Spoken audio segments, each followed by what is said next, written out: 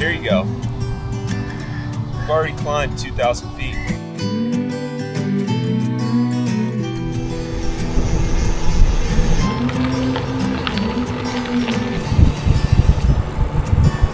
These days are running slow.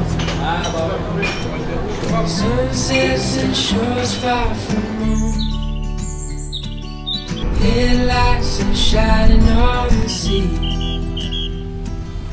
No place on earth that and I could try to just follow the sun, but I'll never find the same. My biggest concern going into this trip was my body.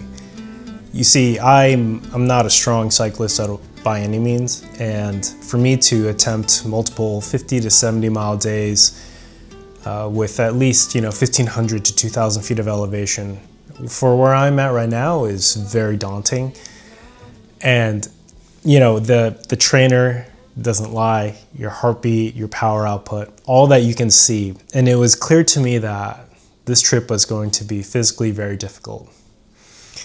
So there's the physical aspect of trying to do long distances with some climbs in the heat that was really scary to me. But when my friend reached out, Will, and he told me he wanted to do a France bike trip, this south of France, I immediately said yes. We were planning to stay at Airbnbs, so we kind of knew the distances that we had to cover, and the only variable would be weather. Now, we were very fortunate in that it didn't rain on us, but it was extremely hot.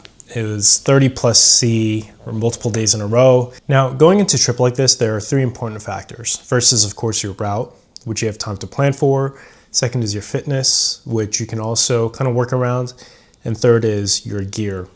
I have a 2020 Santa Cruz Stigmata gravel bike, and I had the tail fin set up.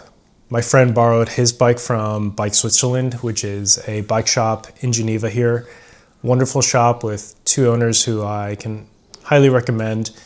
And so with the route, I knew I wanted to get into Annecy, which is just south of Geneva, which meant we had to bypass a certain mountain, the Salève. Now, thankfully, we don't have to climb the actual mountain. We can go around it. But that was about maybe 2,000 feet right there. But Annecy, my goodness, that was beautiful. In the pale blue sky, floating on cloud nine. Do you feel the winds are turning round? 'Cause what goes up must always come back down. I'll be safe in your arms, like the light. William. Caleb. This is actually our first recorded dialogue. This is the A-roll. Vlog time. Yeah. Yesterday wasn't as bad as I think we initially thought. Getting out of Geneva, there's definitely some climbs, but wasn't as bad as the original route. When we go up hills, I think we just slow down so much quicker. Oh yeah. Than we otherwise would. Definitely. So we're making our way. We're what? Yeah. 50 miles, 40 miles in? About 40. So yesterday we went from Geneva to past Annecy to small town Ugine. We stayed there. Ugine, now we're in Chambery, and we're trying to get to Corbelin. 75 mile day, which is going to probably be my longest day ever.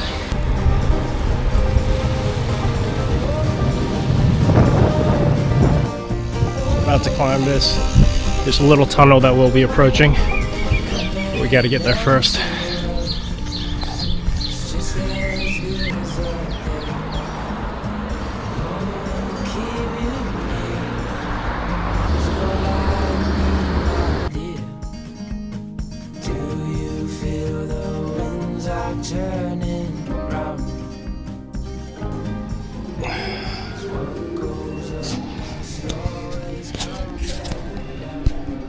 I feel like absolute crap.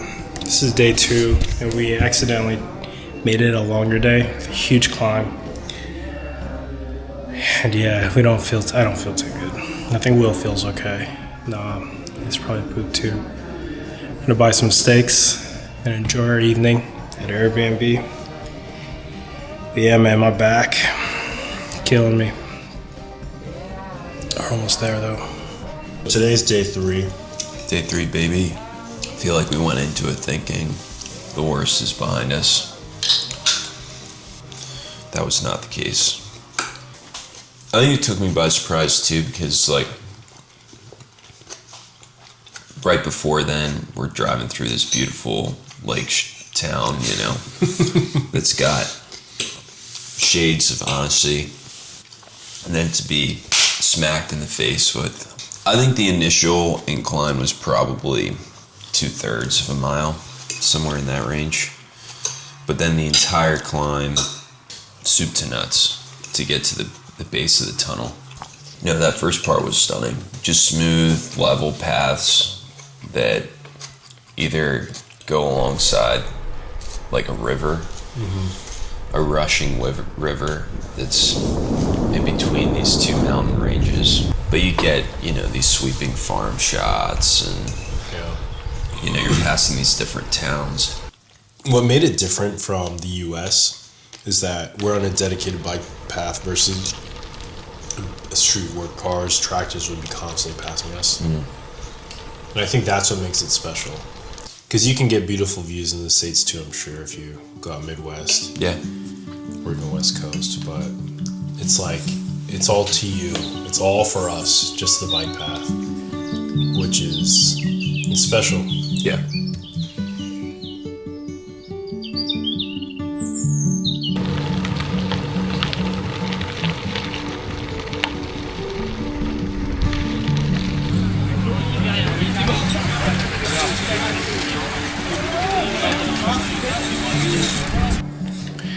Today's day 4, no, day 3, and we're going to ride to Valence from Lyon. It's going to be a 75 mile, and it's been really hot, so that's going to be the big challenge for us. Tire keeps losing air.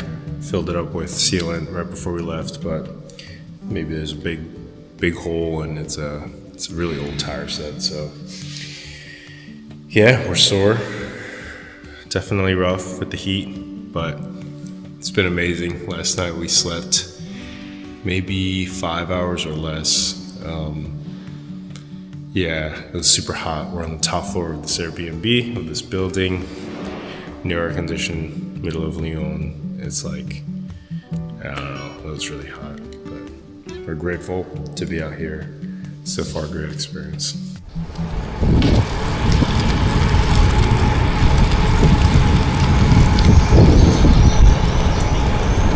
We just left from Valence, heading down south to Marseille. It's been beautiful. Yesterday was a rough 77-mile day against really strong headwinds. Incredibly humbling. Will got me through most of it. Today should be a little bit easier. Hey Will, do you have anything you want to say? We slogged through 76 miles yesterday. Battled the headwinds, basically all 76 miles. But made it in one piece with sunlight, which was amazing. I'm stuffed. I bought way too many groceries. Eyes were bigger than my stomach big time, but yeah, feeling good about our day ahead. 56 miles to our next Airbnb. It's gonna be a beautiful day. What a blessing.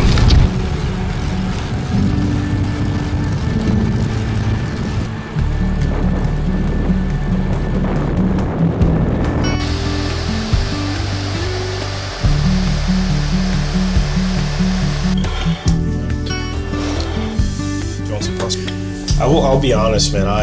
I'm sorry if you sense any like grumbling on my end because of the distance change. So I'm sorry if it felt like I was just frustrated or anything like that. So it wasn't that bad. Yeah, No. Sorry for the oversight. Wasn't really paying attention to Strava. But, yeah, no, I did notice there was some tension. It felt like, I don't know, probably, it wasn't, I didn't even feel like it was after the initial realization that we still had 15 miles. But after that, like, first break, it just felt like we were on two different playing fields, just irritation or... No, you're right to have sensed that. When I took that break, it was, my head was hurting again, so I was probably not in a good, I know I wasn't in a good place. And it's moments like that that I have to realize when I'm not feeling good, physically, my head's hurting, my legs, my palms, whatever, I still have to learn how to extend and think of how do I honor God in that moment too, when you feel like absolute crap. It's so easy to default to just like show displeasure, show the fact that I'm hurt and frustrated, etc., displeased with the situation. But yeah, I think these moments are helping me see not just like physical limits, but just emotional and mental maturity as well, spiritual too. Sorry for creating some of those moments for you. No, man. Making me grow. It's good. It's really good. I was thinking about it last night too, of just like, you know, I think we're both pretty physically beat at this point. Yeah. It's been a long trip, but like, we're in France. Yeah. We get to bike these paths. Probably won't do it again. Certainly, like, don't expect to do this exact trip again, you know? And so, like, staying in the moment, whether that's we're going 20 miles and, like, you know, sailing, you know, pushing each other that way, or just, like, taking it easy, 12 miles, just enjoying the scenery, like... Yeah. I can do a better job of, I really want to stay in the moment, because we'll be in Marseille before we know it. Be like, wow, it's over. It's a funny thing when we want to take a detour off our path. In my mind, I'm trying to calculate, like, how do I feel? Is it worth adding another hour of riding? And it becomes a very selfish thing, right? Like, you wanted that cold brew, and I wanted to just minimize the amount of miles. And so it's like... I could see that. There's like a calculation, or... As you're politely going through, like, well, here's the path we could take. We could do a water break here and kind of reassess. But then you kind of flip the switch, and we're like, you know what? Let's do a cold brew. And yeah. I mean, that to me was like very loving. Like, you know, I was fatigued, which I really appreciated. It is, I mean, it's really any time you spend extended time with a friend, but I do think a trip like this, where there's a lot of there's a physical toll. My mind is fixated on, like, my own suffering, not how can I help alleviate someone else's suffering, or like come alongside them. Good point.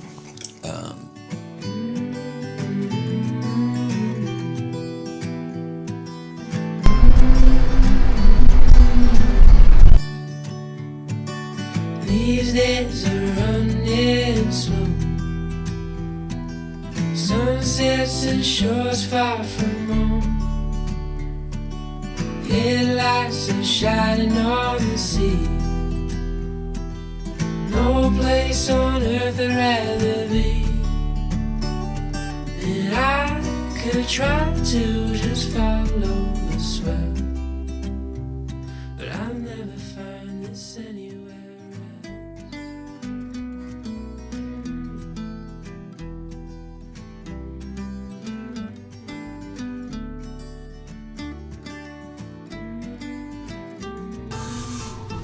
Looks like after about 7 days, 8 days actually, a nasty bug bite. I don't know where that came from, but it's like crazy for a few days.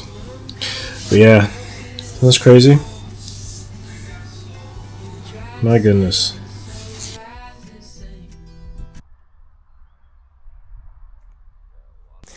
So I don't really have much to say about Marseille once we got to our destination. We took a few pictures, but at that point we were just so exhausted. The thought of trying to capture footage, to edit, to make into a cohesive video was the last thing on my mind. Also, my wife visited us from Geneva. She took the train down, and it was just a great time of rest for everybody. We were able to go on a boat, which was a great experience. But I actually ended up hurting my foot just walking around town for a whole day. And that kind of soured the ending of the trip for me, where I'm still using a cane. It's been about a week after the trip now. And Marseille it's interesting because it's a beautiful city, but it's also overcrowded. And the population there, wonderful people, but at the same time, you just feel that it's a bit dirty. You know, it feels like a New York City or Queens. Or it's just, there's so many people there. There's so many things going on, so many cars, so much traffic. And you can't get away from just the feeling of dust being everywhere. So it's such a contrast because once you get out onto the water or the beach, pristine, beautiful, it's the Mediterranean. But when you're in the city itself in the heat of summer with no air condition anywhere, it's quite the experience. Looking back, I'm extremely grateful. The trip, it's one of those things where when you're planning for it, there's no way you can anticipate what it would be like. And when you're on the trip itself, it's really a focus of getting to the next destination. Physically and mentally, it's grueling. And there's something simple about that, where your whole body and mind focuses on one goal, which is to get to a certain destination. And looking back now, I see the beauty in the trip. I see the beauty as I'm editing the footage, as I'm sharing this with you. It's undescribable with the feelings and emotions you get afterwards looking back. Something like this. Now, granted, it's not like an ultra marathon. I didn't climb Everest, but everyone in their season, right? You can push yourself, and for me, this was by far one of the most challenging things I've done physically. So, if you're on the fence of pulling the trigger for going on that bike trip, it doesn't have to be bike packing with a tent, gear, with over 40, 50 pounds of gear on your bike. It could be an Airbnb, and if you split it with a couple of friends, it does become more affordable. Yes, it'll be hard, and there will be challenges, there will be frustrations, but looking back, you'll be incredibly glad that you gave it a go. These days are running slow. Sunsets and shores far from home.